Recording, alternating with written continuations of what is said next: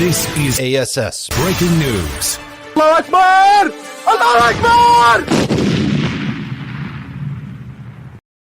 Assalamu alaikum wa rahmatullahi wa barakatuh. Good evening, Habibis. I am ASS News correspondent Brock Jurgensen. Correspondent Ahmed Aslikin is currently on assignment.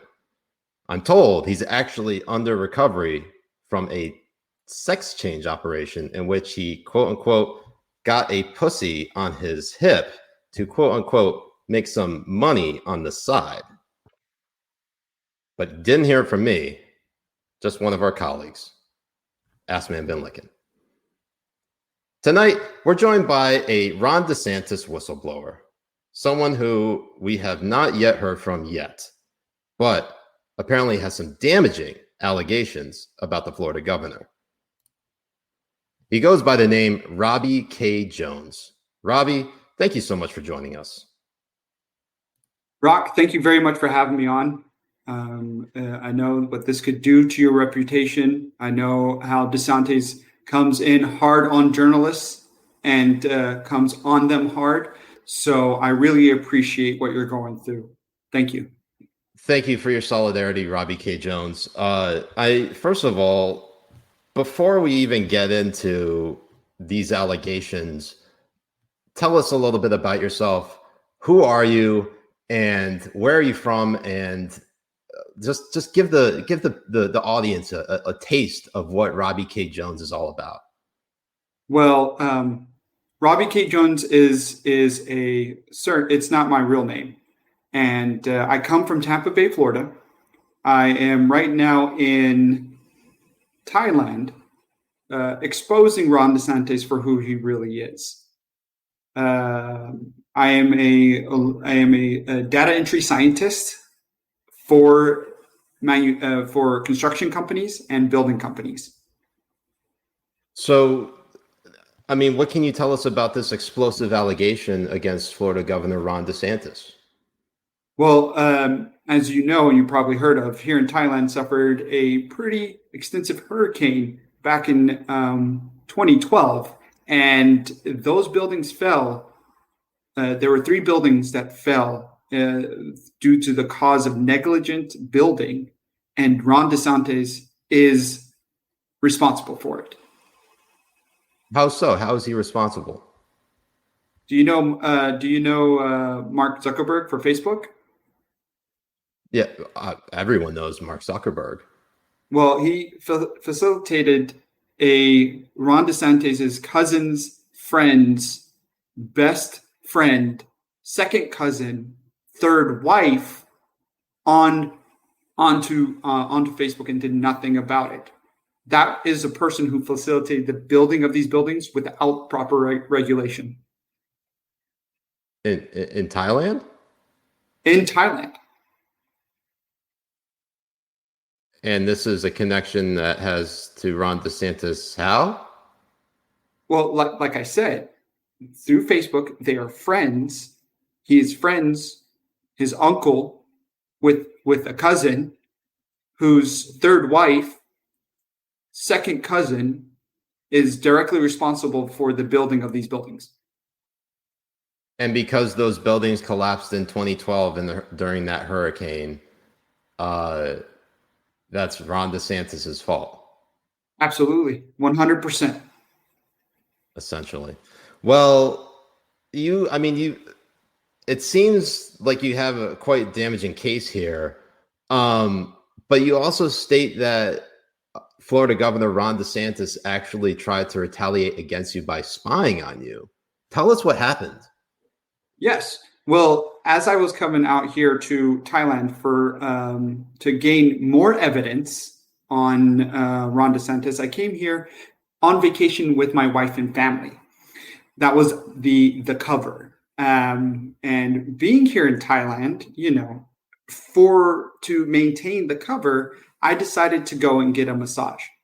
Unbeknownst to me, it was a lady boy who was giving the massage, who was hired by DeSantis to take pictures and incriminate me for blackmail.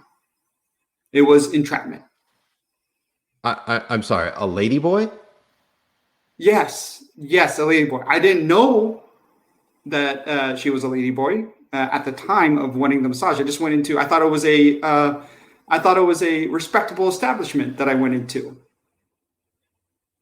And how exactly did this lady boy entrap you and incriminate you and get evidence on you? Well, I did nothing with the lady boy, like absolutely nothing. But as the massage was going on, her finger slipped up my butt and caused me to have a huge boner. And at that time, I moaned, and out of fright, my wife walked in. And was your wife involved in this entrapment scheme? Where are we here? Honestly, she might have been, but I don't think so. She was mortified, as I was, Brock, as I was. So, Robbie K. Jones, tell us, how are you so sure that this particular lady boy and potentially your wife were hired by Florida Governor Ron DeSantis to spy on you in Thailand? Excellent question. And I will be gaining evidence with signed affidavit from Candace. Candace who?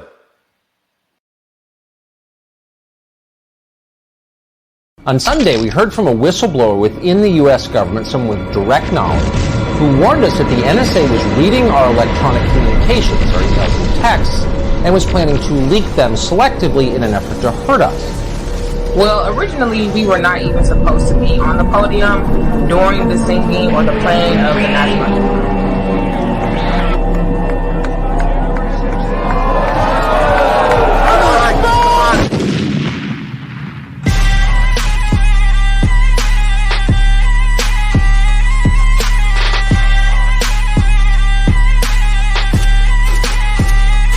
Allahu Akbar.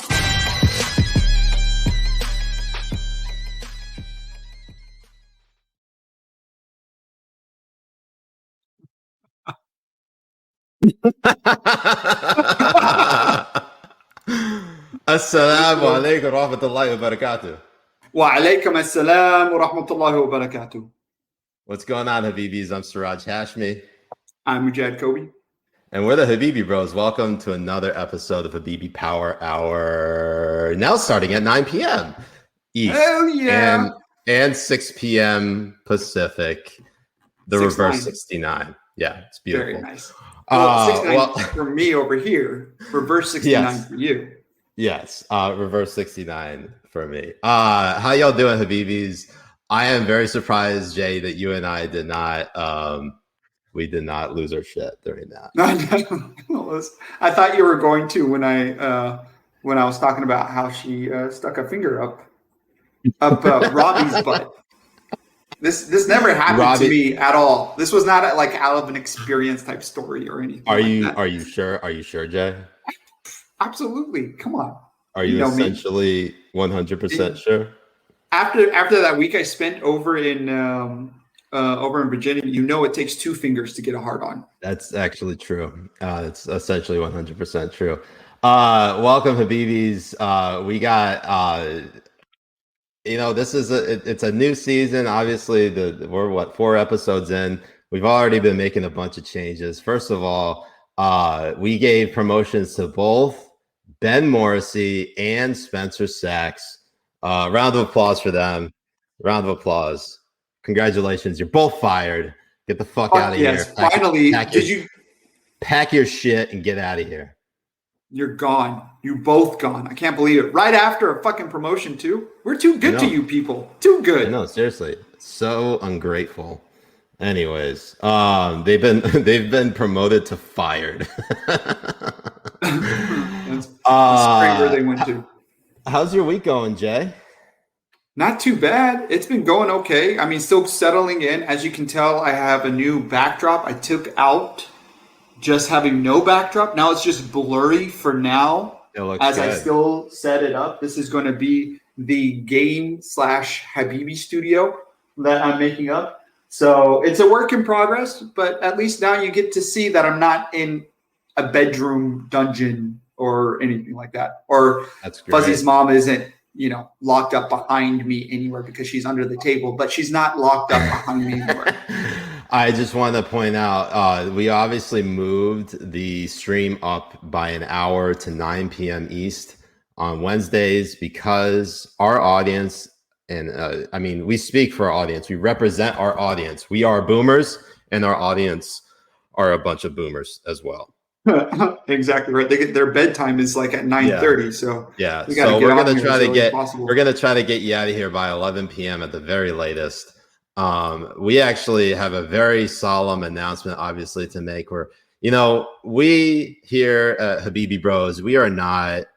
While we dunk on everyone, we obviously recognize everyone deserves respect, and there are things that happen. Regardless of your party affiliation, there are very few people nowadays who truly lived up to a central ethos. And I think the recent passing of Alaska Senator Mike Gravel, who I really liked, and throughout his career, obviously he died at the age of, I believe, 91. When you think of someone dying in your 90s, like you lived a full life, right? But there's still like something sad about never getting a chance to experience or have the pleasure of getting to know that person. So as a quick tribute to Mike Gravel, we have a little clip here of him speaking about the Pentagon Papers in the Vietnam War in 1971, basically him decrying that war. And if you're not familiar with the Pentagon Papers, then shame on you. But it's also probably because you're not a boomer. So let me go ahead and just play this real quick for you. The people must know the full story of what has occurred over the past 20 years within their government. The story is a terrible one. It is replete with duplicity, connivance against the public and public officials. I know of nothing in our history to equal it for extent of failure and extent of loss in all aspects of the term.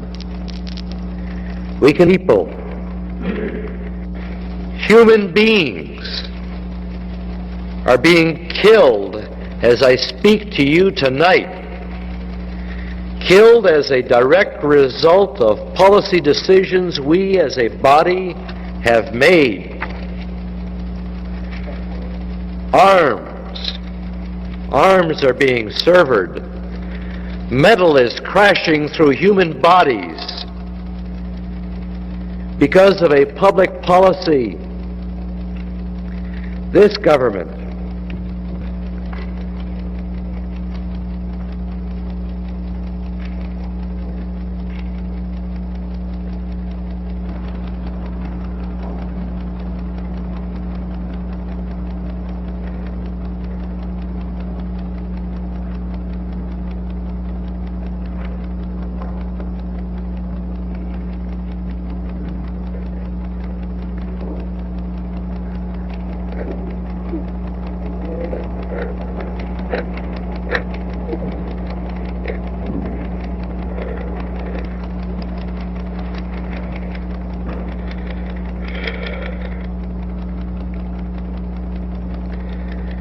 One may respond that we made such a sacrifice to preserve freedom and liberty in Southeast Asia. One may respond that we sacrifice ourselves on the continent of Asia so that we will not have to fight a similar war on the shores of America. One can make these arguments only if he has failed to read the Pentagon Papers. That is the terrible truth of it all. The papers do not support our public statements. The papers do not support our best intentions. The papers prove that for 20 years, and certainly for the last 10 years, we have been victims of our Southeast Asia policy, not masters of it.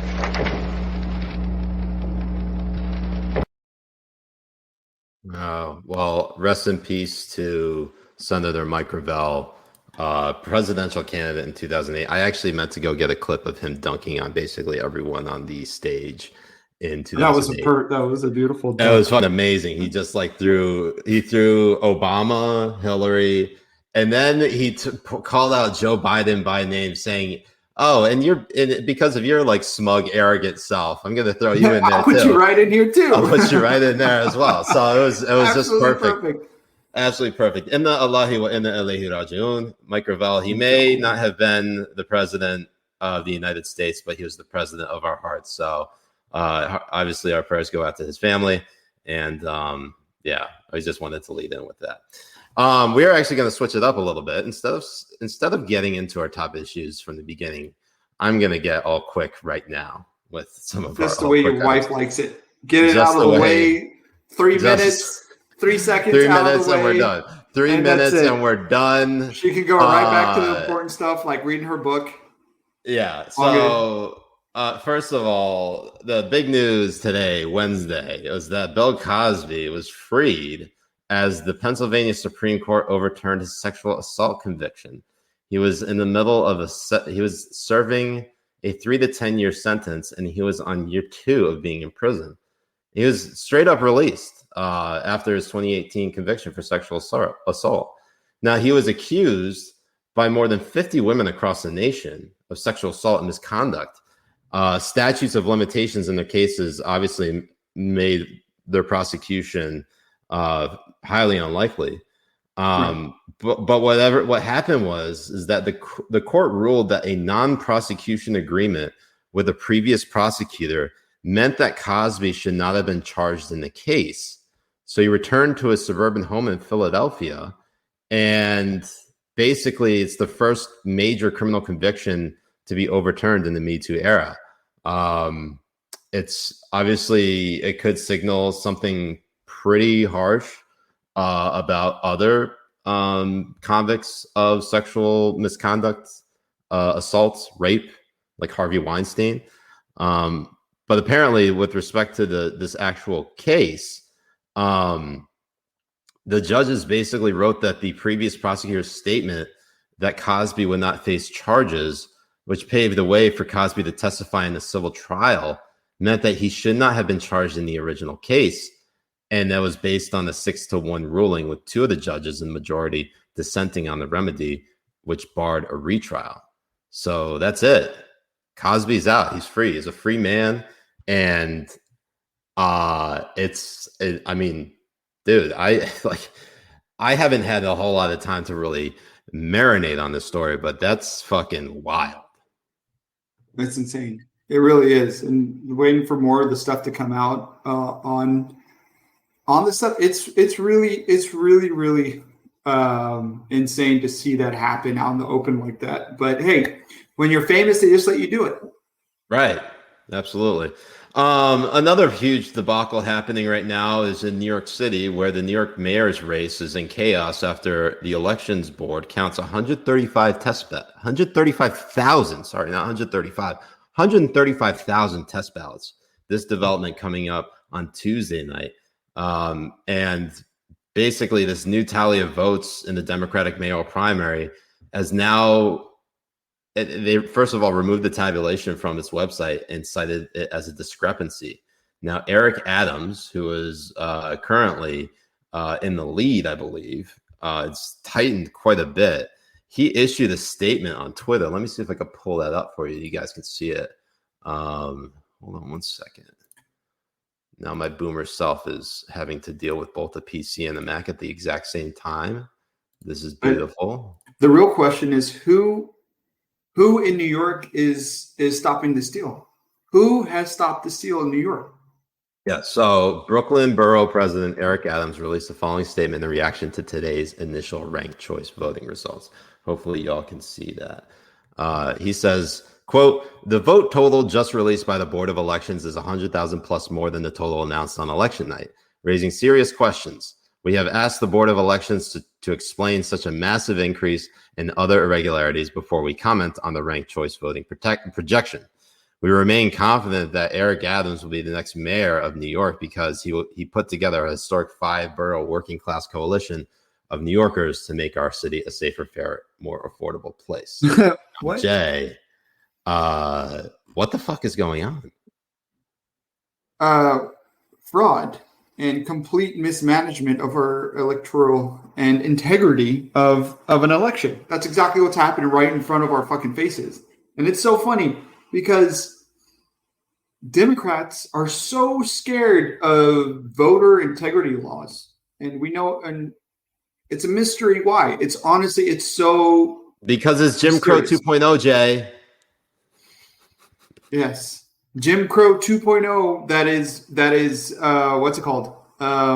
Supported by more minority people, minority backgrounds than ever before. People want integrity in their fucking voting, in their votes and in their elections. It's a no-brainer, and that's why you see people have the complete 180 on the rhetoric, especially from Democrats.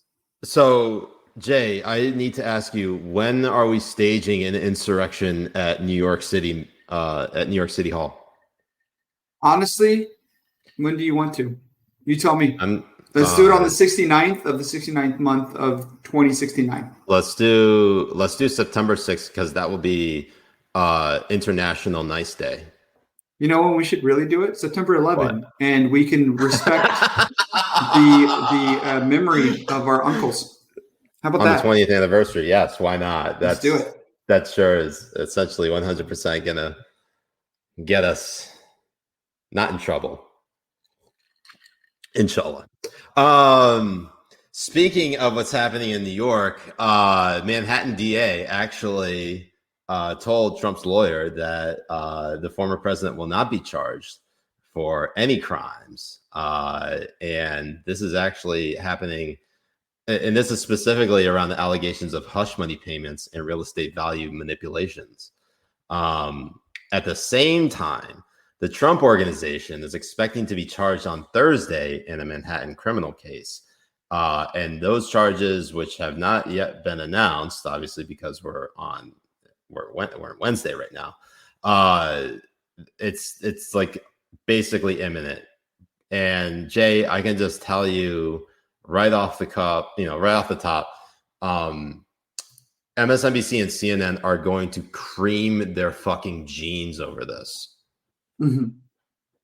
Inshallah. They will. Essentially. Inshallah. You're going to see it. You're going to see Chris Cuomo cream his pants harder than when he sucks his brother's dick. Yes. But before we even talk more about the Trump Organization getting indicted, let's look at this fucking reaction from Palmer Reports, which I have the tweet right here for. It's just absolutely perfect. I don't know if y'all can see all of that. It says Donald Trump's lawyers are leaking the claim that New York doesn't plan to criminally indict Donald Trump at any point. This is obviously a false claim intended to distract from this week's Trump Organization indictment. Any news outlet that parrots this claim is a fucking joke. Yeah, we're looking at you, Politico, you fucking joke. We're also looking at you, CNN, you fucking joke. Just you fucking love to see it. The amount of cope in this thread. The amount of cope in this thread. Just amazing. Abe Eckstein says, weird thing, the percentages on the recount are the same after the debacle. Something weird is up. Oh, and I also meant to highlight your earlier comment, Abe. I'm sorry about that. Here it is. It says, unlike Siraj, who's locked in the basement. Are you in a basement right now? I'm not in the basement. No, the content was Fuzzy's mom not being locked up behind me, but just laying underneath the table.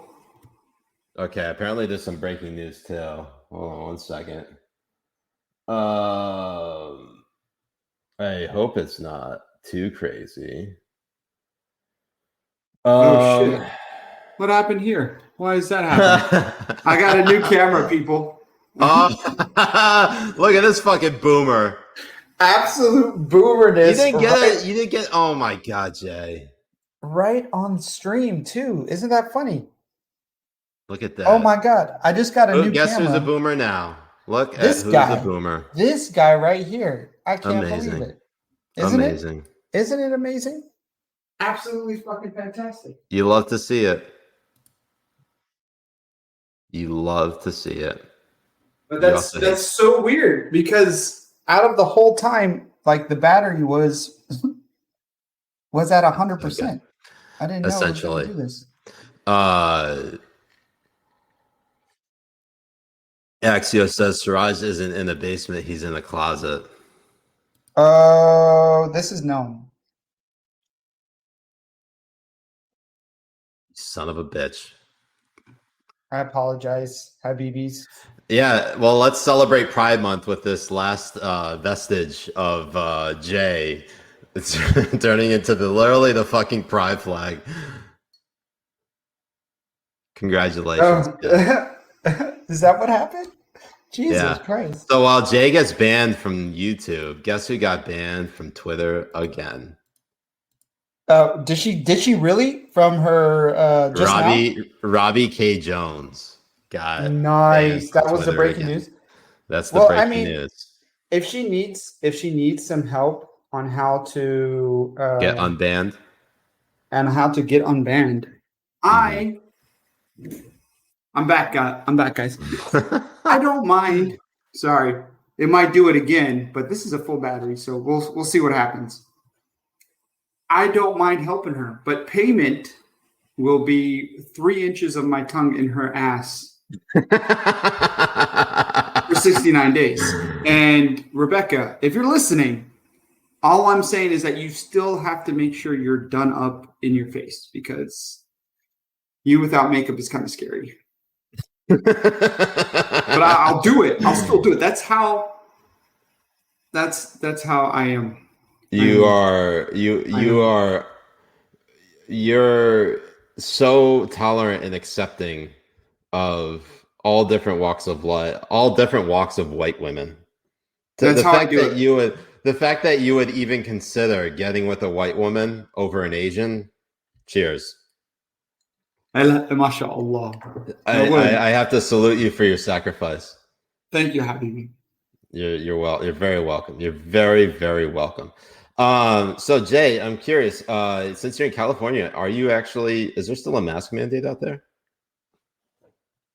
It's not a mask mandate. It's like a recommendation that people need to be putting it so back basically on. And I think pretty soon, I honestly think we're going to be seeing it. It's going to come into play. Because apparently California is saying that they don't need to mask up indoors again, which is amazing because I feel like they're just waiting for the Delta variant to kill one person, and then boom, there you go, mandated masks. Yeah, because Newsom loves his powers, his emergency powers and stuff. He doesn't want to let them go. Of course not. None of these fucks who are in power would ever want to let go of being ultimately in power because they want to impose their goddamn fucking garbage agenda down your throat, regardless if you want it or not. And Newsom is that type of piece of human shit. I mean, look at him. He looks like a Bond villain. That fucking like slicked hair with the receding hairline and shit. Bro, you're going bald. Stop it. It looks like shit. You're a fucking piece of garbage. Wait, are you talking about me or Gavin Newsom or yourself? No, Gavin Newsom. Bro, my hairline is like over here now. Like it's gone. That's great. Daniel, thank you, says that's the best Jay has looked all year. Alhamdulillah. You should see how I look with your mom's ass on me. So obviously there's a lot of hysteria over the Delta variant, and there actually are a lot of articles out about it. Scientific American is saying that it's a more transmissible form of COVID-19. It's rapidly spreading in the country and poses a threat to unvaccinated people and partially vaccinated people. So if you have the vaccine, you have nothing to worry about. And if you get the COVID, then obviously you're all going to die because Dr. Anthony Fauci said so. And speaking of which,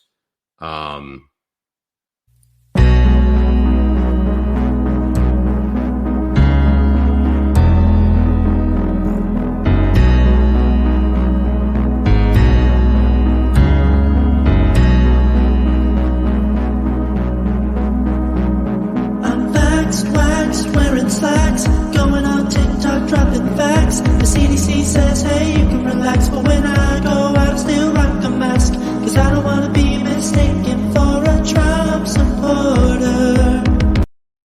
That actually is a bop right there. I can't play the whole thing because we'll probably get demonetized even faster, but you might, but it was great. That was actually really good. That was actually a good song. Anyways, so if you get the Delta variant, you know who I also meant to dunk on, because this is one of those things that make you truly question how sort of scared people are about certain things. Let me see if I can get it right here. And this is actually from a family friend, and unfortunately, this is just kind of where it's because I muted this guy. What'd you mute? You'll see. I'll show you. Oh no, where'd you go, Jay? Nowhere. I'm right here. It keeps going in and out. Guess who's the man? You really are a boomer. I am a boomer. When it came to this, because I finally got a professional actual camera outside of a webcam, but my boomer ass didn't get a power extender for it. So I'm using the battery, and the battery really dies. Should have gotten that. You really after should a have couple hours. So Mujahed Ali tweets out, I feel America has forgotten we're still in the middle of a pandemic that has killed more than 600,000 people, and there's a deadly Delta plus strain, and our kids are still not vaccinated. Sigh. And then here comes the chaser. I see packed restaurants and people inside stores and malls, and their kids aren't wearing masks. I feel I'm in a horror movie. Jay, thoughts and prayers.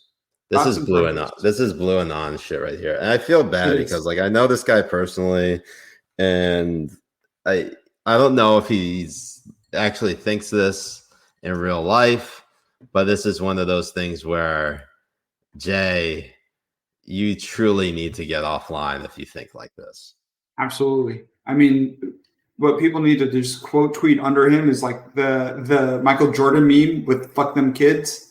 That needs to be like spammed underneath that fucking thing at 100, like always. And I quote tweeted him too, and I said, dude, then stay the fuck home.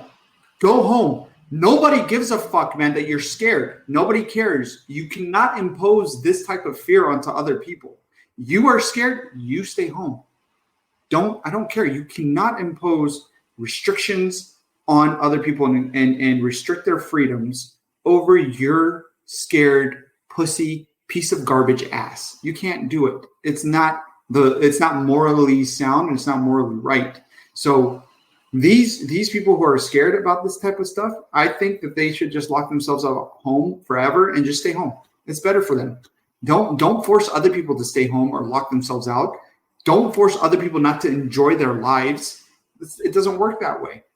Yeah, it's just I just don't understand why some people think this way. It just all it does is chip away at your sanity. And because these democracy, freedom loving people are always authoritarian, and they love it when they're going to impose their way onto you. Alhamdulillah. Mashallah. Mashallah. You know how we were talking about the New York, the specific New York mayor race, and how there's a bunch of voter fraud going on there? Well, President Trump issues a news statement this week in which he says, and I'll pull up the actual here. Let me share the screen with you. I'll show you the actual statement. He writes, he said, quote, had Mitch McConnell fought for the presidency like he should have, there would right now be presidential vetoes on all of the phased legislation that he has proven to be incapable of stopping. Not to mention, he lost 2 senatorial seats in Georgia, making the Republicans the minority in the Senate. He never fought for the White House and blew it for the country. Too bad I backed him in Kentucky. He would have been primaried and lost. Based on press reports, he convinced his buddy Bill Barr to get the corrupt based on massive amounts of evidence that the fake news refuses to mention. Election done, over with, and seal for Biden ASAP. Now, Jay, there's almost no point in talking about Trump's ramblings, but I just got to point out here, like, first of all, there's no like sense of responsibility on him to take on how he lost those Senate seats in Georgia. Not to mention the fact that Mitch McConnell was essentially 100% powerless in trying to basically hijack the counting of the vote on January 6th. It's like he wanted the Constitution to be torn up so that he would remain president. Yeah, he wanted that. That's exactly what he wanted. And the thing is, he won't shut the fuck up about it ever because he's a little piece of shit. He's a sore loser. That's what he is. He's a complete sore fucking loser. Everything that he's claimed other people to be, he's that times 100. And the fact that he won't shut up about it and attacks Mitch McConnell, who, despite everything, has really made Trump's presidency shine than what it could have. Without Mitch McConnell, his presidency would be more of a dud than anything else. Yeah, it's kind of fascinating how this whole I was going to show you a tweet about the next thing, and it turns out the tweet's unavailable. I don't know why it is, but I'll figure out. I'll figure out what happened. It could be because I'm blocked. Could be because I'm blurred out of the camera. But there's a good chance that we lost it forever. No. So one thing I have to point out here is that the more I think about it, the more I think he's not going to run in 2024 because he hasn't made any effort on his part to basically get people on his side. Like, he has basically abandoned all hope of getting center-right Republicans, center-right conservatives on board. And it's just what's really funny is how Ron DeSantis has just completely overtaken Trump as sort of the favorite, the one who gets defended by the masses. I mean, just even, we're going to talk about it in just a few short moments, but people are trying to, assign blame where blame doesn't need, or assigning blame is almost impossible. And they've been doing it to Ron DeSantis, particularly with his Miami building collapse. But like with Trump, like, he was president for 4 years and he had his moment. People were defending him when he got, when people were maligning him unnecessarily. People were criticizing him when he fucked up. But like, I feel like in these last 6 months has just been absolute zero self-reflection on his part. And it just looks like he has no remorse. No, he doesn't. He doesn't. And he's never going to claim responsibility. And especially because he still has supporters that will defend him no matter what. And as long as he just sees that, that's all he's going to look at. He's going to continue to being the way he is. He's going all the way to the fucking craziness of stop the steal and all this kind of bullshit. Like, the guy is off his fucking mind. He is gone. As much as we rag on fucking Biden for being crazy as fuck, Trump is right there with him. Like, Trump is not any less deranged than Biden is. And the thing is about Trump is just that he's based. Like, he is immensely based, far more based than Biden ever will be. That is the main. Oh yeah, he does not give a fuck, and he makes it known that he does not give a fuck. Yes. But at the same time, I think he cares deeply about his own image, his public image, what people think about him, and he just does himself almost zero favors. And he really, if he was going to sort of expose whatever level of fraud there was in the 2020 presidential election, he did not deliver at all. He just didn't. Zero. So that's on him. So he could have done. There are far more things that he could have declassified. and he just didn't do it. So yeah, but Siraj, he's just the president of the United States. What power does he really have to be able to do any of that kind of stuff? It was the NSA and the CIA. President can't unclassify those type of stuff. Come on, man.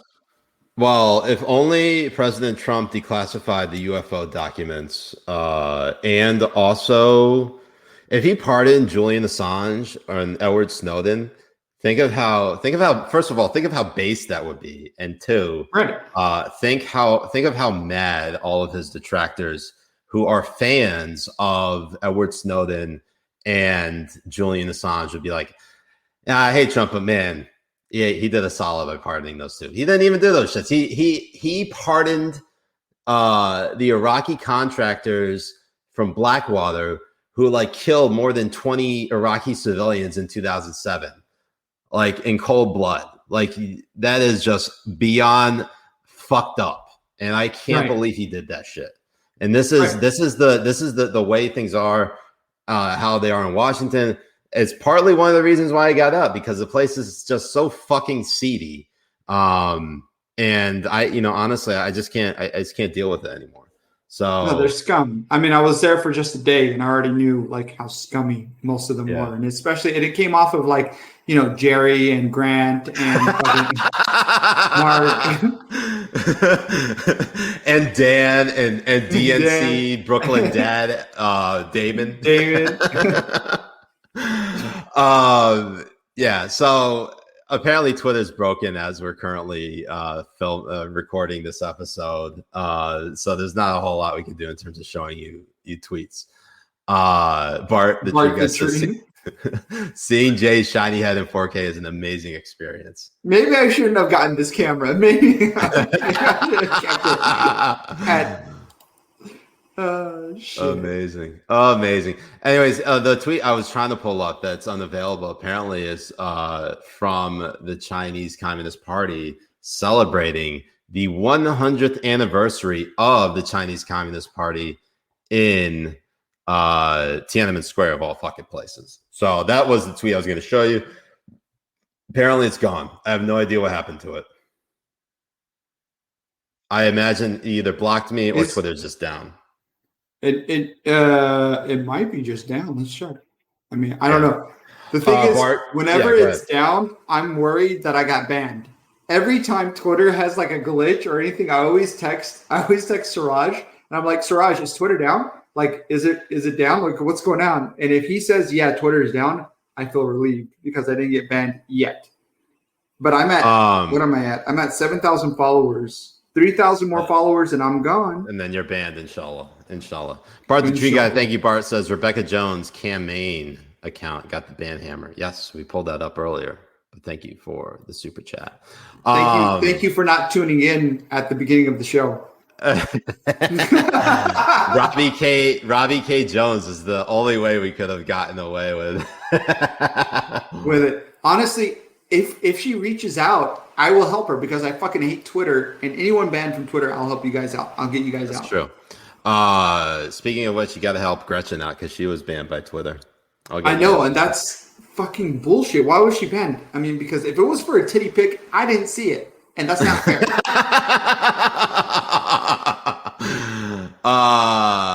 I don't think it was for that, but I can double check with her if that makes you feel any better. Please. Anyways, next up, we got a very fucked up story. I hate talking about fucked up stories, but we got to talk about them because they're important. And This is the story about Gwen Levy, who is a 76-year-old grandmother. Now, I'm just going to show you the tweet right here that was posted, and I'll read off on the story just to show you exactly what took place. So she was in the middle of a computer class, okay? Now, she was on probation after serving a prison sentence for dealing heroin. Because she was in that computer class, she could not answer her cell phone when her probation officer was calling her. So what did they do? They rearrested her because they assumed that she was robbing a bank. They were treating her as if she robbed a bank. Now, she was one of these individuals that if you had been following, obviously, in the very beginning of COVID, she was one of those individuals who specifically was released from prison because of COVID. And she was serving a 24-year sentence. She was in there for 16 years. She moved in with her 94-year-old mother in Baltimore and volunteered at a prisoner advocacy organization, hoping for a paying job to come along. And she was also building up her relationships again with her sons and grandsons. But the whole incident, and it all fell apart when she went to this computer class on June 12th. And I don't know, I mean, when you put it in the context of like what happened with Bill Cosby today, like it just makes you even more angry, because someone like this, while she was serving 16 years of a 24-year sentence for dealing heroin, of course, our stance on dealing drugs and drug distribution and just drugs in general has changed dramatically to the point where this has become basically, it basically seems like injustice straight up. It is injustice straight up. It is. I mean, most of this type of stuff should be a slap on the wrist, and depending on the case by case basis and shit. And the thing is, I mean, even if Bill Clinton, he is a rapist too. But if Bill Cosby didn't rape these people, but was distributing drugs to them and stuff like that, then he should have gotten the same kind of sentence. Like it's so fucked up. It's very, very injustice. And what happened with Levy is sick. It really is, and it really calls for more justice reform, especially when it comes around and these substances, because a lot of them is, look, if you want to fuck your life up, go for it. That's on you. But to throw people like Levy in jail for 25 years, 30 years, it makes zero sense. She's 76 years old, and they assume she's 76 years old, and they're treating her as if she robbed a bank. 76. I mean, what the fuck is she gonna do? God damn it! Like, I mean, if she was trying to rob a bank in front of me, I'll just ask her for one of those toffee candies. You know those toffee candies that open up? Hey, do your shit, Grandma, but I want one of those candies. Hey, Grandma, I'll run you these coins, but please run me that toffee. I love it. Yeah, so we really hope some, positive. I really hope she gets out. I mean, it's just, I don't know. Honestly, I'm not like a prison advocate. I don't like advocate for anything. I'm not an advocate in general, but I can at least call a spade and say this is beyond fucked up. And the way that our justice system works is, I'm an advocate, truly, especially for ass eating. Well, yes, obviously we know that. And on that note, Korea. Mom, I even texted you the time. Like, what the hell? It was like 30 minutes before you even started. I texted you the right time. Oh my God. How big of a boomer? What the hell? Yeah. What's going on? Well, you can go back. I'm sure a lot of people are adjusting to the new time. I'm sure at 10 p.m. we'll actually get an influx of people being like, what the fuck? Why weren't we notified? I notified everyone. I tried texting people. I tried hitting people on the Discord. I tried hitting people on Twitter. It's just, man. Anyways. It's slowly gonna start hitting. We're gonna get more and more of our fans, inshallah, watching live with us all. Inshallah. So, Jay, interesting development today. Nicole Hannah-Jones of the 1619 Project was finally granted tenure by the University of North Carolina Chapel Hill's Board of Trustees by a vote of 9-4 after receiving initial backlash for not getting tenure or not giving her tenure. Fucking pussies. Now, the decision by Jones has not been made on whether she will actually accept tenure. Imagine if she rejects them and says, this is how you treat me, fuck you, I'm out. And she just goes on, keeps on stepping. I would respect her for that, honestly, because those people deserve a reaction like that. Like 100%. Essentially. They should not have backed down, because there's nothing about her that deserves tenure. She wasn't. She's not an academic. She's not a scholar. Academic. She's not a scholar. She's none of those things. So them saying, here's a contract for 5 years to work with us, and then we'll already have a tenure. job. But the thing is that's how it's weaponized. And these fucking journalists, these garbage journalists, weaponize it like that. That's why when people shit on people like Taylor Lorenz or shit on people who work in the journalistic industry unfairly, I don't give a fuck. I will go in and say, you know what? Yeah, fuck these people. And the thing that happened with Nicole Hannah-Jones and how everybody riled for her, they knew what they were doing. They were helping this garbage human being who doesn't deserve this get that job. This is what privilege is. This is what privilege is that these fucks like to call out and talk about. At this juncture, it's basically celebrity privilege. I mean, she's a celebrity. She's a celebrity journalist. She's not an academic. And that's one class. Name one class she taught that has anything to do with history. No, she was a director of the 1619 Project for the New York Times Magazine. A project that had to be corrected on its central thesis that no, the American Revolution was not fought to preserve the institution of slavery. That is historically and factually inaccurate. And she basically dismissed everyone as a racist for trying to correct that particular claim being made by her. And then finally she corrected it, and then she got a fucking Pulitzer out of it. I mean, and now tenure. It's garbage.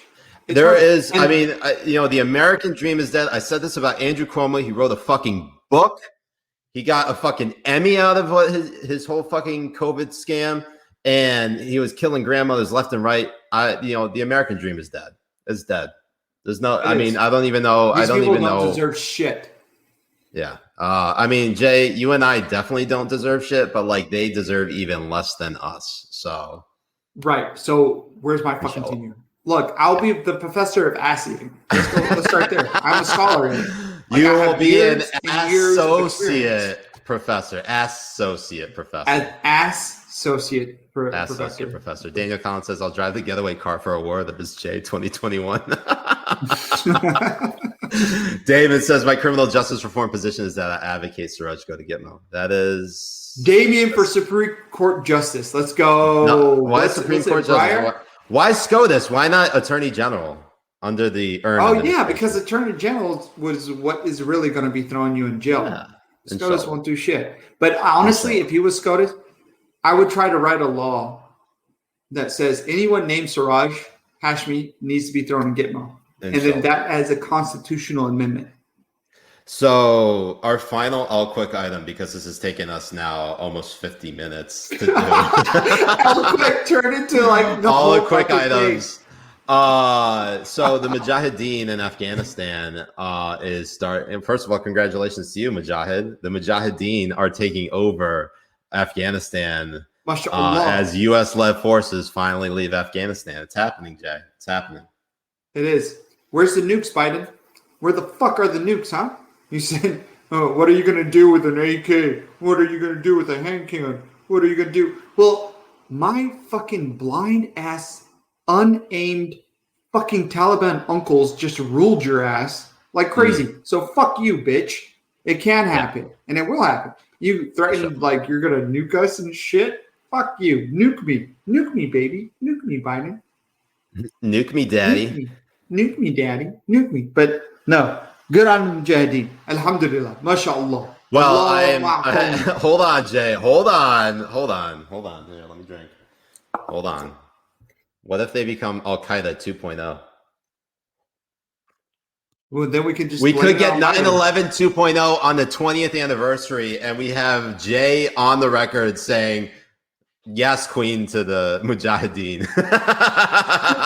we have you on record that we'll be in New York on 9/11. So technically, that was you. Well, no, technically, actually, technically that was you. Me, it was on International Nice Day, which is 9/6, because internationally 9/6 is 6/9. Oh yeah, but then okay. All right. Well, FBI, you found your man. You found him. Ladies and gentlemen, we got him. We got him. Habibis, we got him. All right. So let's get to our main stories that we wanted to tackle tonight. I really don't know if this is Axios. Sorry. Axios says, but By Jay's logic, I could duck child support for life by naming my kids after Siraj. Jesus. Yes. I'm here. Look, if anything, I'm here to help the Black community. What the fuck? What does that even mean, Jay? Name your kid Siraj. Oh my God. I hate you so much. Anyways, the first story we need to cover of our top 3 is this. I blame Axios for this whole thing. Which one? The one you just talked about? Yeah, the joke I just attempted. That was 100% Axios' fault. It was, yes, absolutely.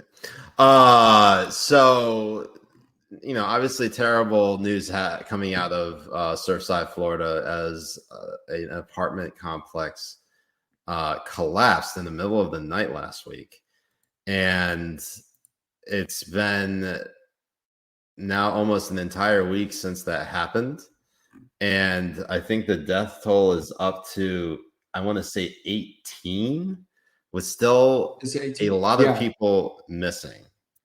Close to 140, 150 people missing. Terrible situation.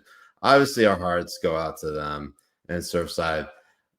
There has been a lot of chatter about what actually is the cause for all of this. And I've seen a lot of misinformation in regards to this. And look, I don't really care about Ron DeSantis, okay? Jay, I happen to think he is a savvy politician, but ultimately he's a politician. And when I see tweets that try to assign blame to him for things that he actually was not involved in, it gets a little annoying. I'm not going to lie to you. So this tweet from Ken Klippenstein, which was under consideration for the list, he didn't make the top 10, but this is what he tweeted: a side by side, and it's very hard to dunk on the side by side tweets now. Well, especially after the ones that because you're the king of side by. You were the king. Yes, I do the side by sides as well, and sometimes you're able to draw your own conclusion from them. Sometimes the conclusion may be completely off. But this is what he tweeted.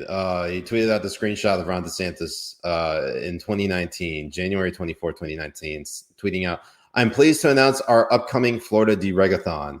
The Deregathon will take place on Thursday, January 31st at Valencia College to identify and eliminate burdensome government regulations that are hurting our businesses and stifling private sector competition."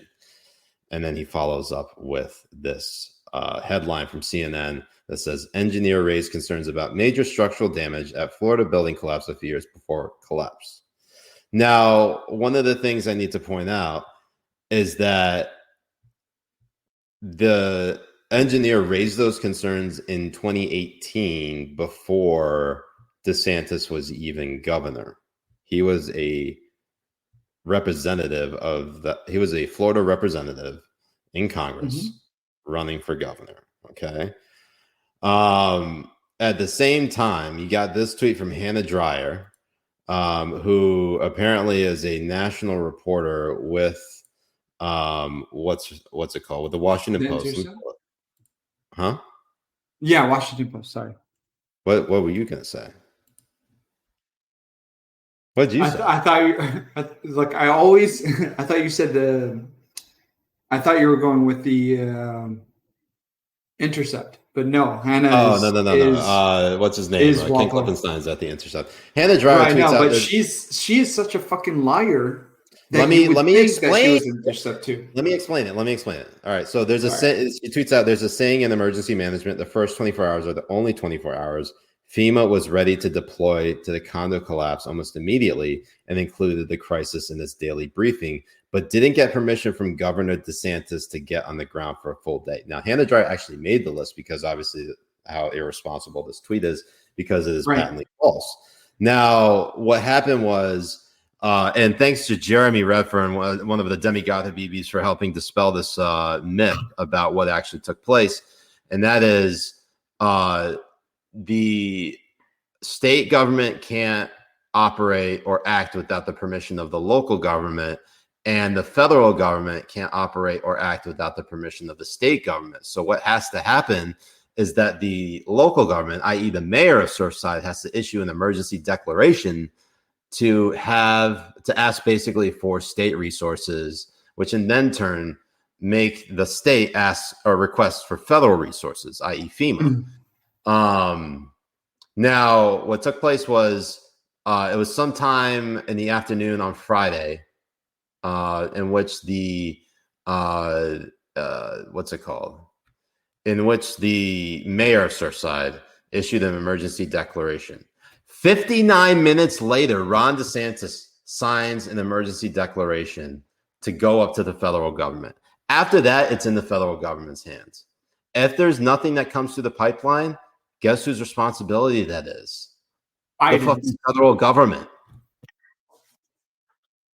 That's just how it is. That's just how government works. That's how our federalist system works. So it's, I don't know why people can't get this fucking right. And also the fact that the regulations that were apparently deregulated in Florida had to do with occupational licensing, not with zoning or building codes. And in fact, that building that was built at least 20 years ago. So none of it makes any sense. And all of these so-called journalists like to lie and they lie one way. This Washington Post journalist, this Intercept journalist, like they lie one way. And to be completely brutally honest, Clint Klippenstein is one of those fucking journalists that likes to lie constantly to, push and provide more of a socialistic communist agenda. He lies all the fucking time. There's so many aspects of his reporting that just turn out to be complete fucking lies or misinterpretations of what he's trying to push. Like, for example, when the Pentagon came out and said that socialism is a terrorist ideology in the same way that they view fascism and everything like that. And it's pretty much the same wording as what they put out in 2010, what they put out in 2008, so on and so forth. But he's making it out like it's something so brand new, so fucking unprecedented, so whatever. He's just one of those guys that likes to lie. He's got a blue check mark. He claims he's a journalist and he lies for an agenda. And Hannah is no different. And the way that they lie about DeSantis is just going to empower him more. They just don't understand it. The public doesn't believe you anymore. They do not trust journalists. They actually trust politicians more than fucking journalists now. Like, that's how sick journalism has become within the United States. They know your propaganda. They know you're paid fucking propaganda agents. You're gahbas. You're fucking whores for money. That's what gahbas. You are fucking gahbas. You're the gahbas that your mothers raised you to be. That's what you are. And that's what journalism is. And I'm so happy you got out, Siraj. Yeah, out of journalism. You bitch. Let's see. Billy Finn says, I forgot to start at 9. Whee! Yes. Nate Beebe comes in here and says, Siraj, where is it? Siraj is skipping more super chats again. No, he's not. We were getting back to you. And then Faye delivering another fatality. Nice to see Siraj remembers some of the demigod Habibis. Actually, no, since Jay. I know that there's a super chat from Nate Beebe. He actually came down. He came down from Arizona, and he was in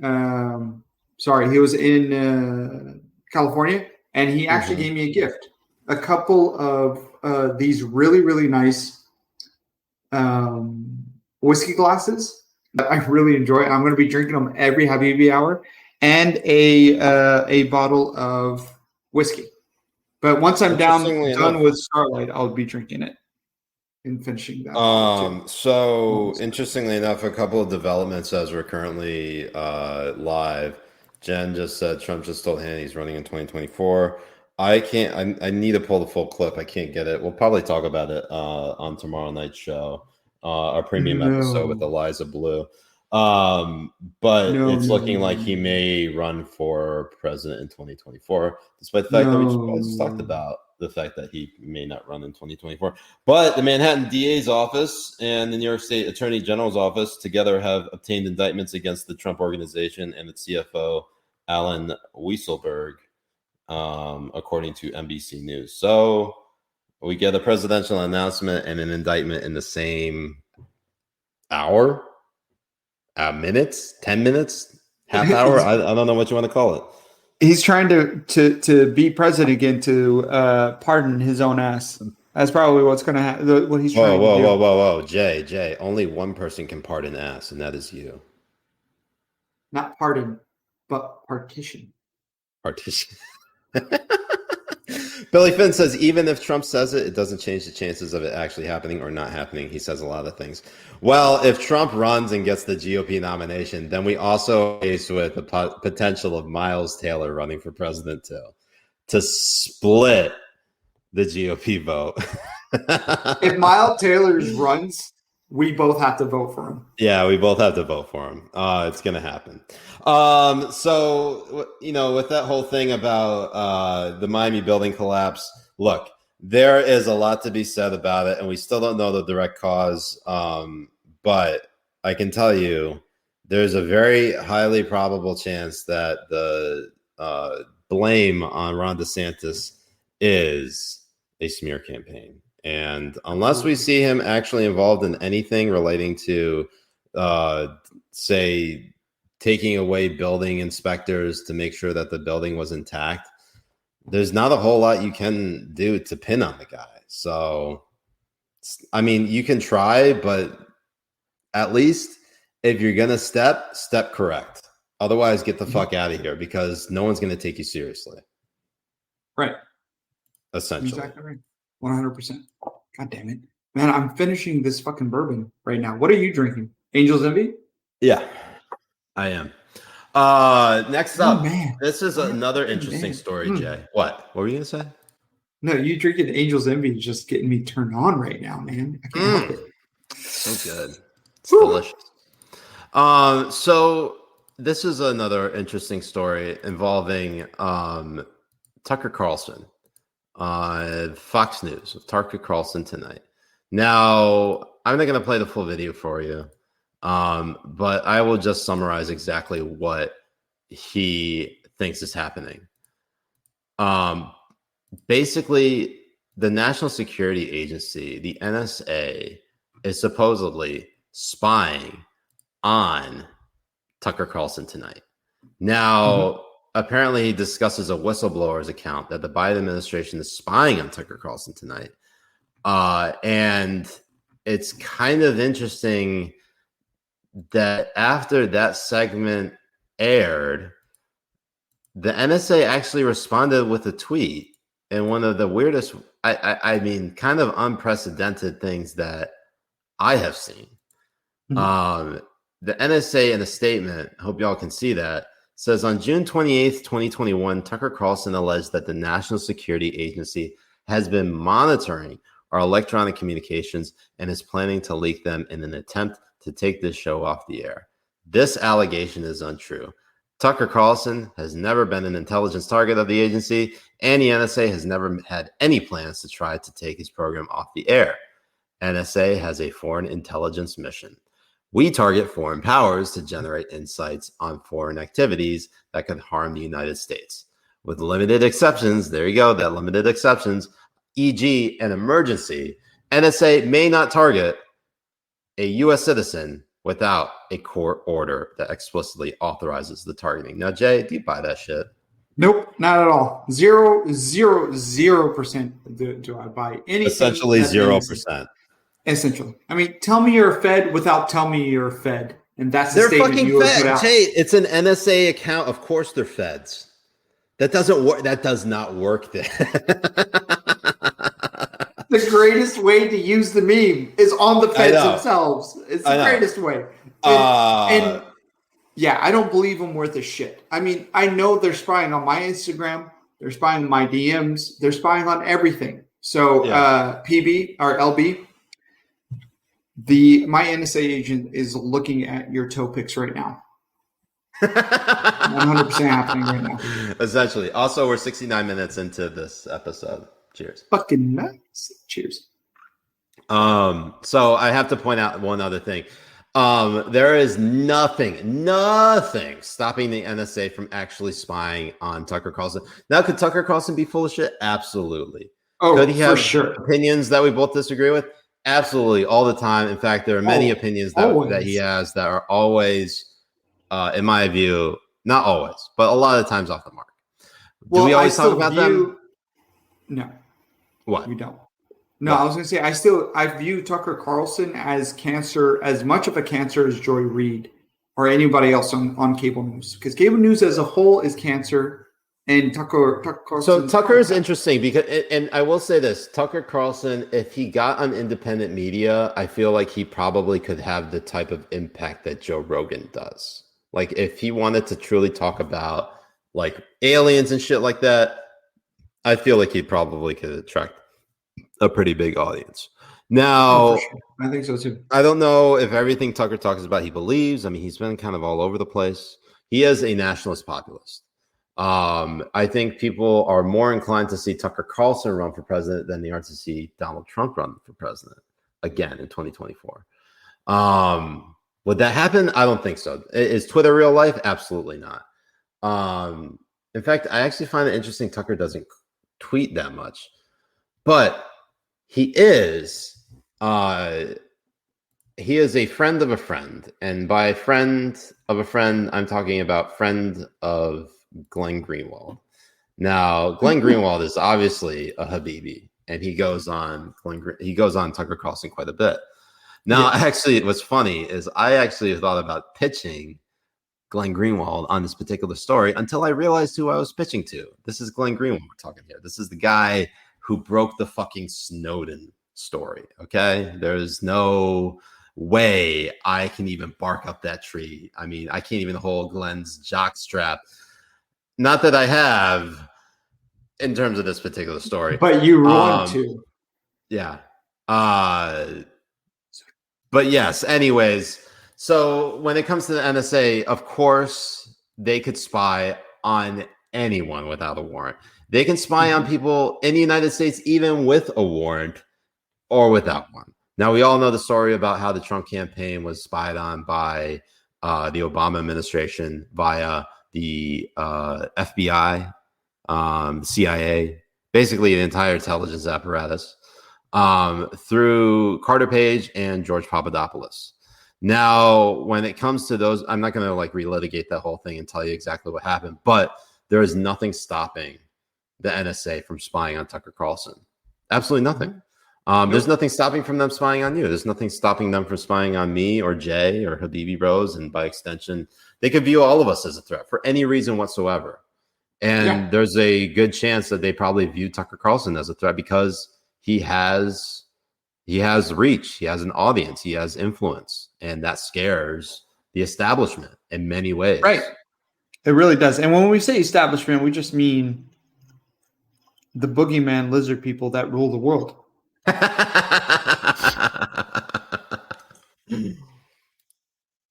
Josh Goldsmith says Trump said yes to make up his mind, not that he's running. All right, so he's made up his mind. He's not going to tell anybody what he ended up doing. Whatever. Who gives a shit, right? He knows how to play. He knows how to play for good TV. That's the way he does it. He's a show. He's a show. That's how he does it. He loves to do it. He's a showman. So following that, when it comes to Tucker, Jay, look, you have the FISA court that they approved these, garbage warrants on Carter Page and George Papadopoulos.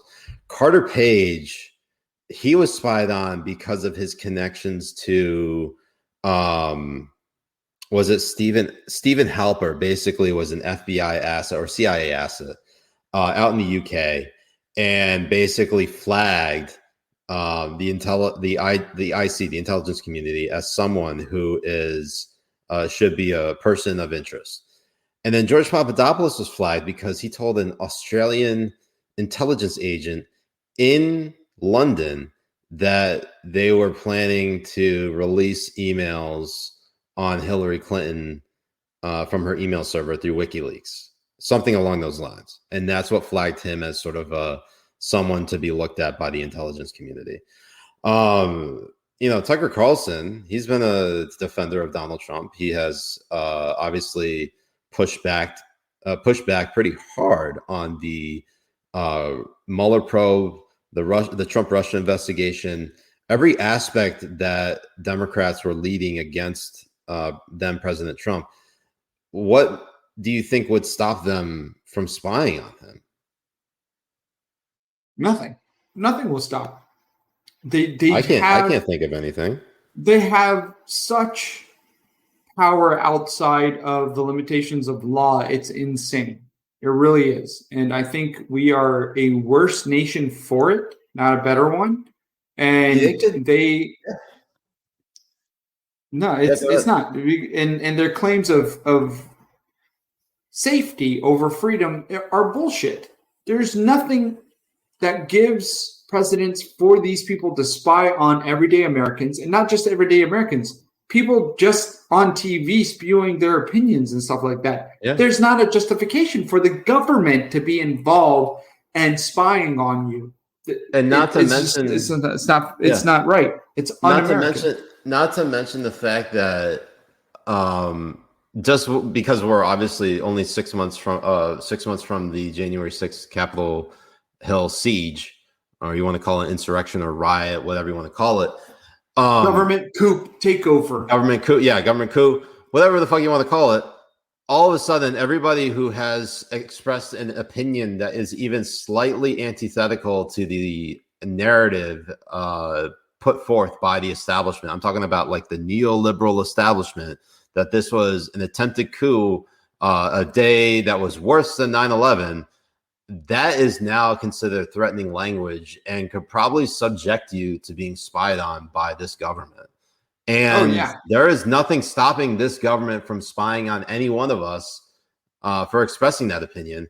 In fact, they wanted to bring about the commission.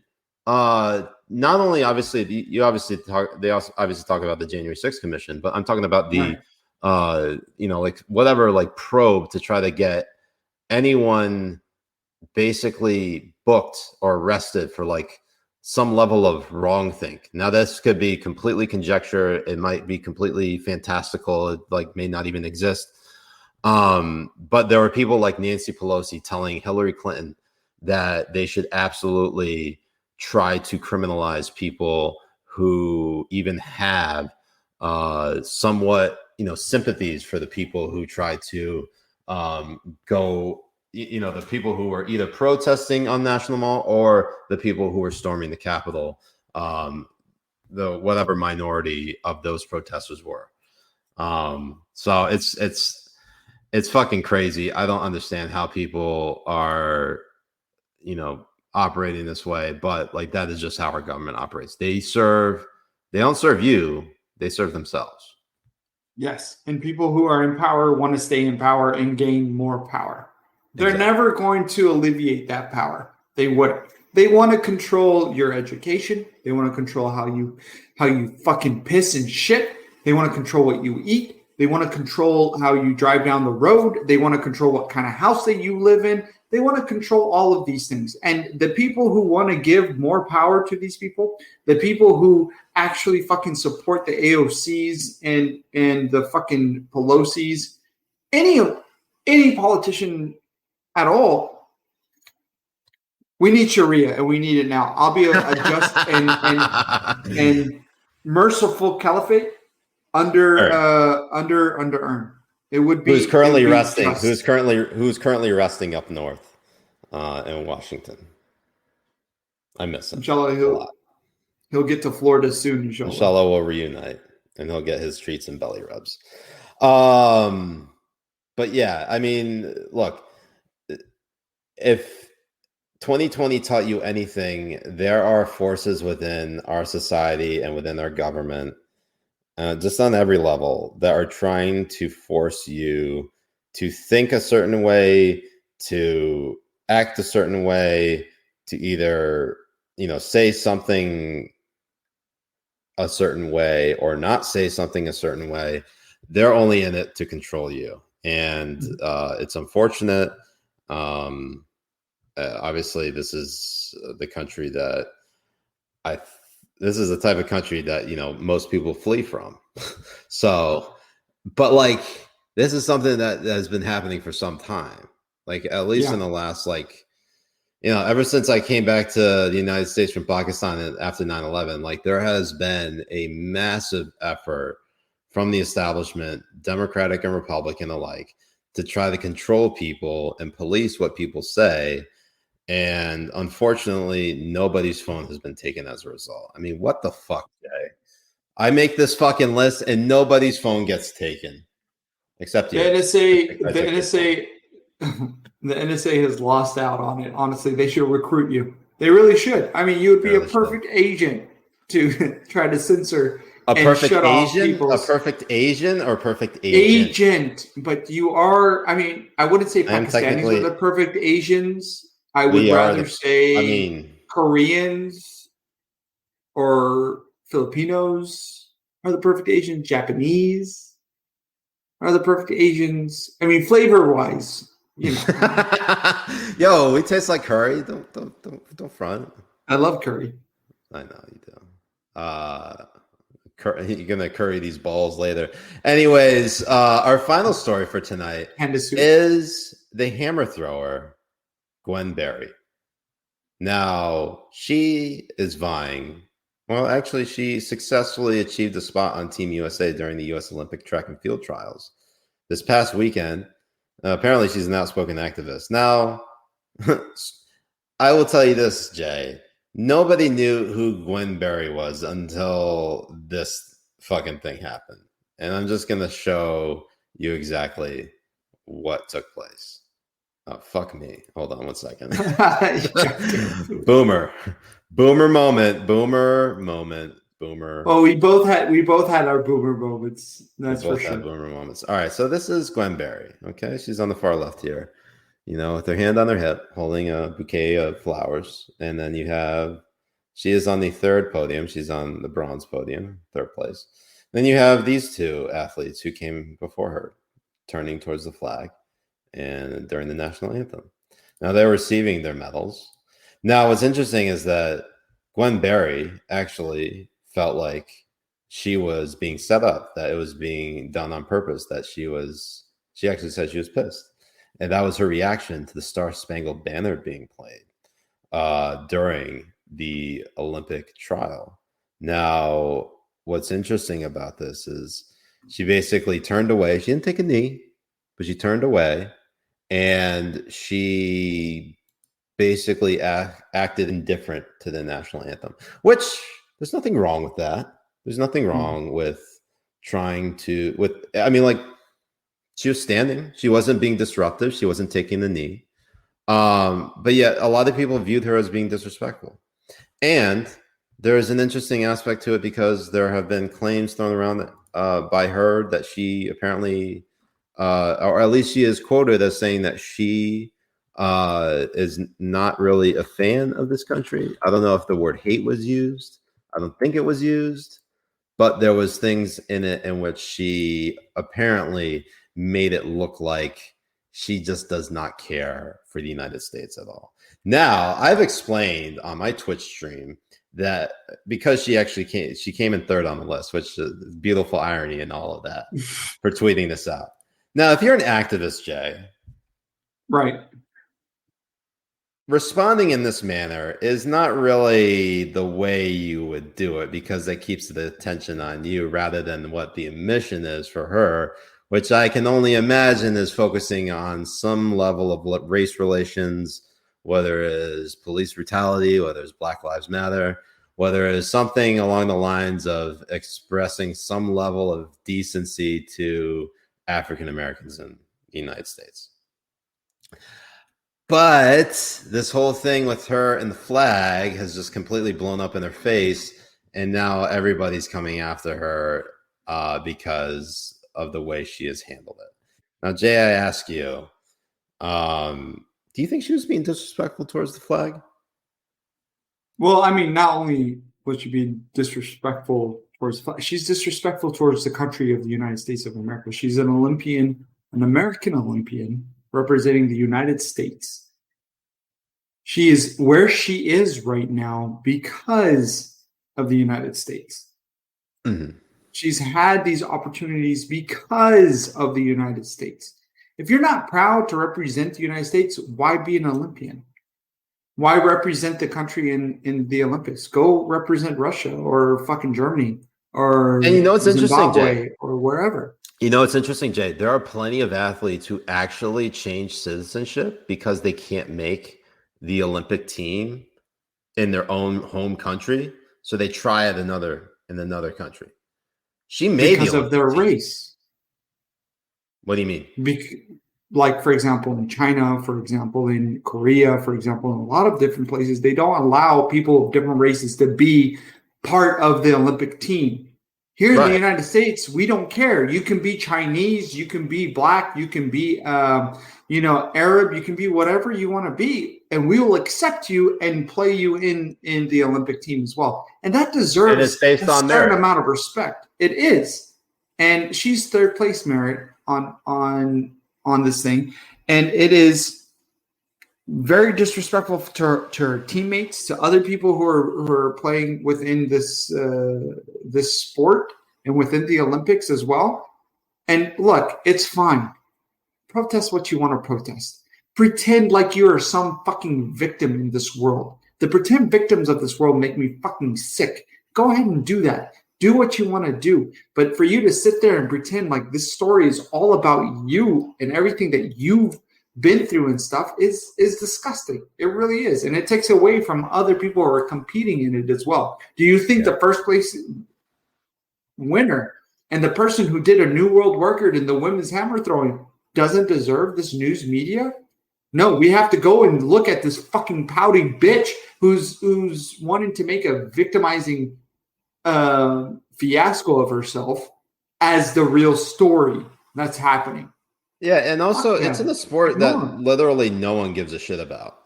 Like, there's no one that looks up to a hammer thrower and says that I want that. I want that. I want that for me. You know? No one gives a shit about hammer throwing. Like, the only reason people now give a shit about hammer throwing is because of Gwen Berry. And like, honestly, I was saying this earlier this week. She probably looked like Colin Kaepernick in the way that he was being treated and say, you know what? I want that for me.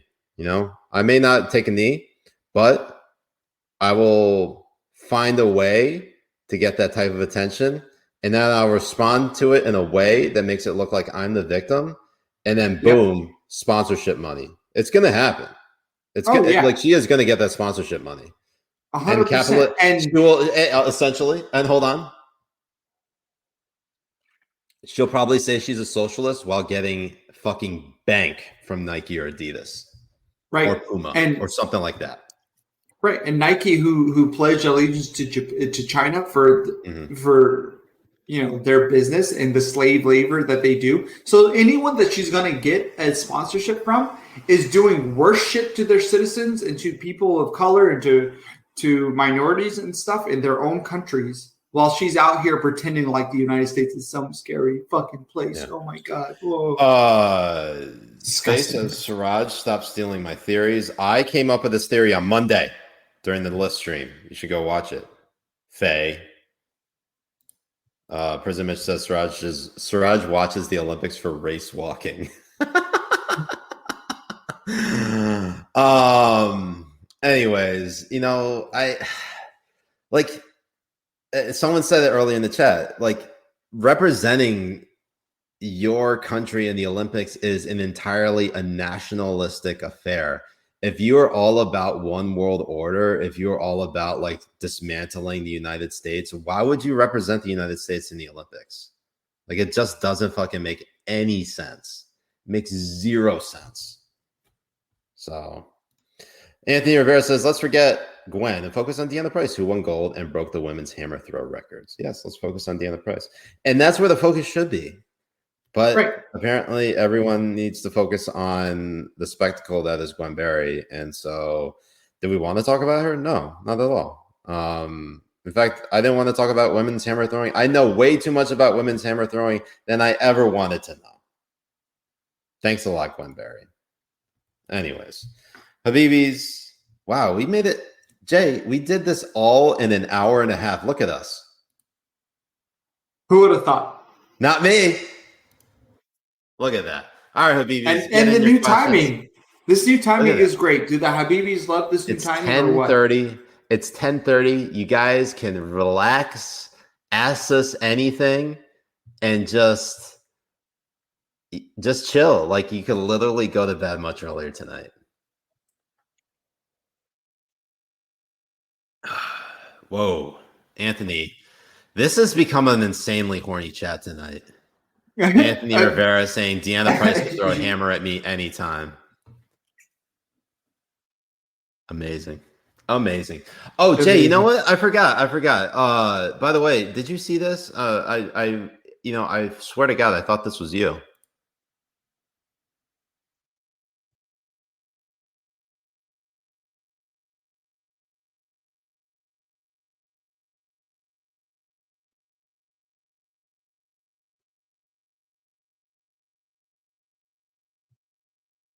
Jay, was that not you? Great technique. 10 out of 10. Not bad. Nice. Oh, getting in it. No, I think she enjoyed it.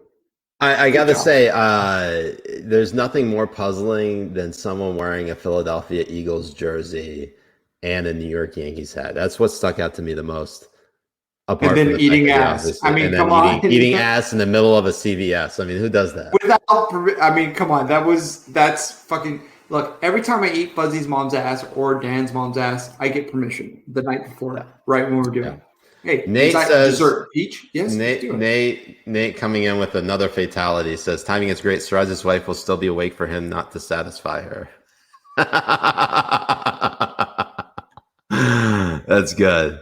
Let's see. Bart the Tree Guy says he holds his hands out like one of those guys who washes your windshield without asking. Jen asks, was he eating or sniffing? I think eating. I think he got a lick in there. I'm pretty sure he got a lick in there. Yeah, none the wiser. Carl says Eagles fans are so classy. Well, he was also a Yankees fan too, so that's doubly so. That's double classy. They're both so classy. Rachel says, did you guys see the shenanigans with the Children's Book Author Association? I did not. What happened? Children's book? And Anthony, the move was great. It was actually pretty smooth. I still, as you can see, I still got like things to move around. I still got some boxes and stuff. But luckily, I mean, it's been doing good. And I think it's going to be nice. I'm going to get a Habibi Bros neon light that goes right over there with my that'd be so dope. Whiskey. You can see all my whiskey right over there. Look at that. Prison Mitch says, do you prefer organic or free range ass, Jay? All ass, Prison. All ass. It doesn't matter. It could be GMO ass. Sometimes I like GMO ass because it's like fake fat ass GMO. Like that's pretty good too. Anything that suffocates me. Jay's gonna end up being the next what's his name? David Carradine. Instead of suffering from autoerotic asphyxiation, he literally suffocates from an ass on his face. Essentially. 100%. Faye says, Siraj, the association fired a black Jewish employee for issuing a strong statement against anti-Semitism. Wow, that is... Oh, yeah, that's what happened. And for not mentioning Islamophobia. Oh, really? Not even... Yes. Speaking of anti-Semitism, did you see this shit? I'm glad I have this clip on hand. Did you see what Ilhan Omar said? Well, I'm going to pull this. Oh, yes. Put that up. Here we go. You made comments to him, and also you tweeted, quote, we must have the same level of accountability and justice for all victims of crimes against humanity. We have seen unthinkable atrocities committed by the U.S., Hamas, Israel, Afghanistan, and the Taliban, unquote. Ultimately, Democratic leaders said that equating the U.S. and Israel with Hamas and the terror and the Taliban, quote, foments prejudice. And as you know, a group of Jewish House Democrats wrote a letter to President Biden saying that accusing Israel of acts of terror, as you and other members of the squad have done, is anti-Semitic. Do you regret these comments? I don't. I think it's really important to think back to the point that I was trying to make. Obviously, I was addressing Secretary of State Blinken. So that's part one. Here's part two. In 2019, you said lawmakers support Israel because it's, quote, all about the Benjamins, which implies that politicians only support Israel because of money. There was a tweet from 2012 when you said Israel had hypnotized the world. Do you understand why some of your fellow House Democrats, especially Jews, find that language anti-Semitic? I have welcomed any time, my colleagues have asked to have a conversation, to learn from them, for them to learn from me. I think it's really important for these members to realize that they haven't been partners in justice. They haven't been, equally engaging in seeking justice around the world. And I think, I will continue to do that. It is important for me as someone who knows what it feels like to experience injustice in ways that many of my colleagues don't, to be a voice in finding accountability, asking for mechanisms for justice for those who are maligned, oppressed, and who have had injustice done to them. I have to highlight this. Faye says, look how Siraj purrs when he talks about his old girlfriend.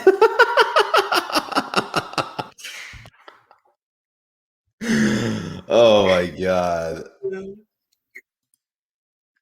Oh my God. All right, so Ilhan Omar obviously has no ragrats about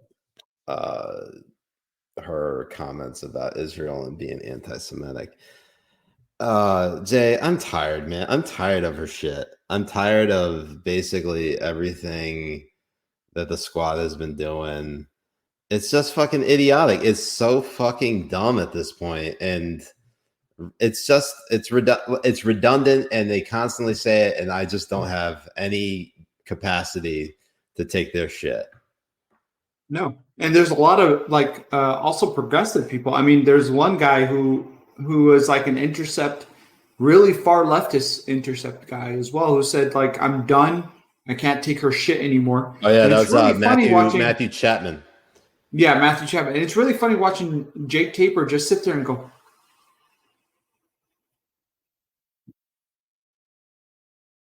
I feel, it's interesting it's though. Such garbage. I mean, he pushes Jake, back on a lot of people, and he says that he doesn't want people who lie on his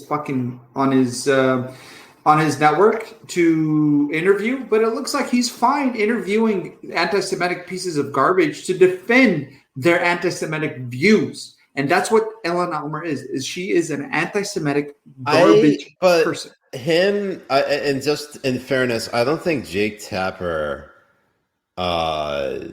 sort of letting Ilhan Omar expose herself the way she's doing is him condoning her views. You get what I'm saying? No, I understand where you're saying, but the thing is that he will say people who claim or who are against the 2020 election are absolute garbage and shit, and they should never be on our network or any of this kind of stuff. Just sits there and that is valid. That's valid criticism, and that is valid criticism to make a Tapper that he said we don't allow liars or people who don't tell the truth onto our program, and then he allows someone like Ilhan Omar on the show. It is kind of it is hypocritical. So yeah, I just I'm just tired of the shit, man. It's just nonstop. I want off this planet. It is. And for them to claim that to call out anti-Semitism is Islamophobic, or you have to call out anti-Semitism with Islamophobia, I think that's also it's just amazing whitewashing or whataboutism. Yeah, you can't do one without the other. It's fucking ridiculous. It is. I mean, in some aspects, it makes me feel like, calling out anti-Semitism. They think calling out anti-Semitism is Islamophobic. It's so. Oh, it's so fuck fucking me! mind-boggling God damn it, to Elon Musk! I just got What tagged happened? by Prison Mitch on a tweet by Elon Musk. Let me pull this shit up. God damn it. First he goes on SNL and he goes on SNL once and then becomes full lib. And by full lib I mean basically a shill for the why is my Twitter not working? My Twitter's not working. All right, well it's not working on my PC for some reason. It must be a boomer like me. But Elon Musk replies to China's Xinhua News. China tweets out, China has realized the first centenary goal. Elon Musk responds by saying the economic prosperity that China has achieved is truly amazing, especially in infrastructure.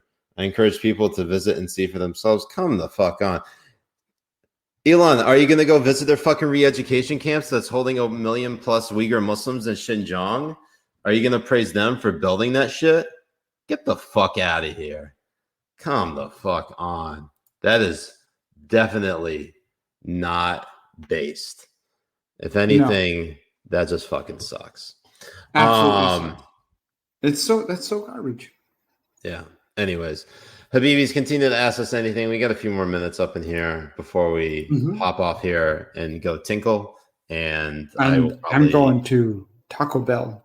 I need very nice. Very, very nice. So Habibis, get those questions in. Since my let me see if this, God damn it, Siraj. Oh wait, I can finally get it. Yeah, let me pull it up here. This is what Ilhan Musk tweeted. Ilhan. There you go. You can see that? That's China Xinhua News, and there's Ilhan Musk's response. God damn it. Do you think What a fucking bitch. Do you think he is a bitch? What a absolute bitch. If he's seeing it like that, that's is a bitch fucking move. Propaganda. Absolutely. Bitch move. Fuck Elon Musk. I mean, fuck him in general, but fuck him especially for this. So, what are you gonna do? Damon Toll asked me about the fucking time Ilhan Omar listed me. Let me go and find that real quick because that was kind of a funny time. Damon, I can't find it. You might have to let me see if I could just type in Damon. Or I have to look up Brooklyn Dad first. Damon, did you delete it? God damn it, where is it? Where is it, Damon? You lib? I don't see it anywhere. It's all your fault. All right. I can't find it anymore. Faye, thank you so much, Faye. Says, thank you for switching the start time. This early rising boomer thanks you. Fun show. I'm glad you could join us, Faye. And you can deliver your fatalities late into the night. Faye, like honestly, your guys' excuses, they make no sense to me. I wake up at 5:30 in the morning every day, drink half a bottle of whiskey for this show all the time. Yeah. BP asks, are we getting a premium HPH this week? Yes. We are getting a premium HPH this week. We got Eliza Blue on the show. We are recording this tomorrow night, 9 p.m. So that's Thursday. 9 p.m. East, 6 p.m. Pacific with Eliza Blue. We're going to be talking about her story. We're going to be talking about human trafficking in general. It is a serious topic, but we are going to try to have fun in other ways that doesn't involve human trafficking. So, yes. Apparently, what's his name? Just DM'd me. Damon. Let me go find it. Here we go. Fucking Damon Toll, Brooklyn Dad. So, oh my God, how did I never see this before? This is actually really funny because this is a year and some change ago in which Ilhan Omar was getting trashed for tweeting out Subhanallah on March 31st. In response to the article that says Trump says next 2 weeks in the U.S. will be very painful and that he wants every American to be prepared for the days that lie ahead. And then Yasmin Mohammed, who is now an atheist, a former Muslim, tweeted out, for those of you unaware, that phrase is said when you're happy. She's praising Allah. She is praising Allah that Americans will be going through a very painful time. If she were commiserating, she'd say, Allah Yahmina, Allah protect us, or Atho Billah, I seek refuge with Allah. Well, subhanAllah is like saying good God. It's like saying in shock. Okay. Sometimes, so that's what they said. Yeah, it depends. It depends on the. Yeah, but it is. But it yes, sure. Subject to interpretation. But I thought it was an unfair interpretation because you're parsing the difference between good God and God help us or protect us. And I've used subhanAllah plenty of times when reacting to bad news. And then Ilhan Omar responds by tweeting the fucking writing hand emojis, which is one of the wildest fucking things that may have ever happened to me on this fucking website. So there you go. That happened. We had an exchange back and forth, but that was one of those things where I was just like, you got to be shitting me. So anyways. Fuzzy says, Siraj, where's Kate Hyde? I don't know. She's probably a boomer. She probably went to sleep.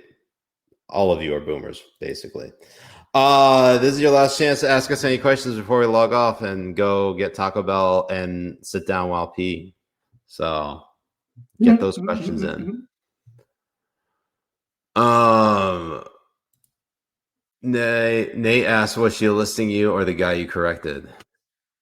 I'm not so sure of that. I don't actually know if she knew what the joke was because at that time, the list was maybe about 4 months old. About 4 months old.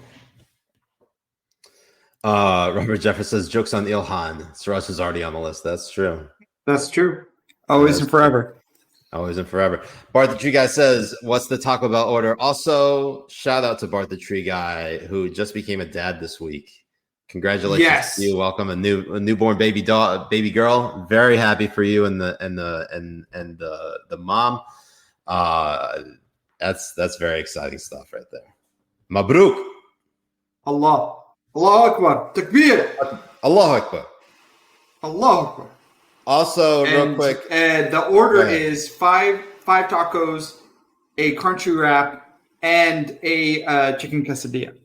Yes. And also, I don't know if I want to highlight this, but obviously, I know this has been a very sensitive week for our demigod, Habibi Faye, who, we're thinking about you and your family, about your brother. I know it's been many years since he passed, but our heart is with you, and the Habibis love you. And if you need anything, please let us know. And then finally, Khalid Al-Walid, who is at this point, he's part of the Jihad meme factory because he has produced God tier memes. His dad was in surgery, and luckily he's stable and he's doing well. He's in ICU, and we're praying for him. We're praying for Khalid's dad, his family, and Khalid as well. And in ode to Khalid, we want to post a couple of his videos that have just absolutely killed.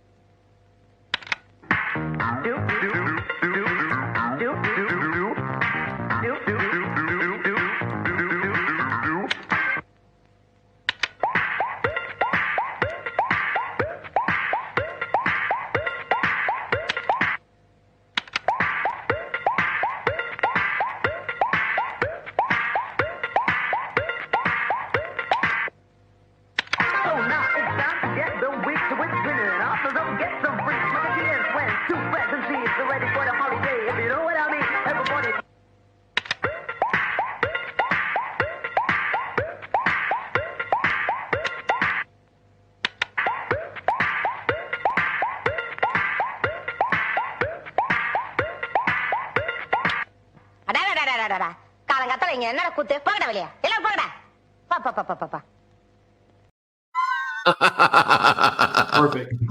And the scale, but the best part, my height scale is amazing. The best part is his follow-up with Brian Stelter. கால முருகேஷ் ஐயா இப்பவே உன்னை கையோட கூட்டு வர சொன்னாரு. ஏதோ முக்கியமான வேலையா. இப்போ வர முடியாது. முருகேஷ் ஐயா கூப்பிட்டோம் வரமாட்டேங்கிறியா? யோ, முருகேஷனுக்கு நான் என்ன வேலைக்காரனா இல்ல கூலிக்காரனா? வர முடியாதுன்னு சொன்னேன்ல, போய் சொல்லு. உன்னை தரத்தரம் இழுத்துட்டு போக ஆளோட வந்திருக்கேன். சிஷியா, இந்த சின்ன விஷயத்துக்குலாம் நீ போக கூடாது. என் கை வரிசை கொஞ்சம் நான் காட்டிட்டு வந்துடுறேன்.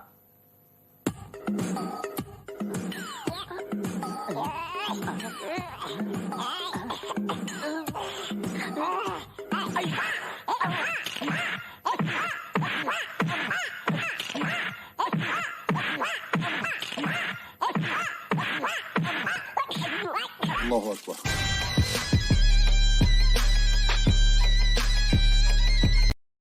That's just too good.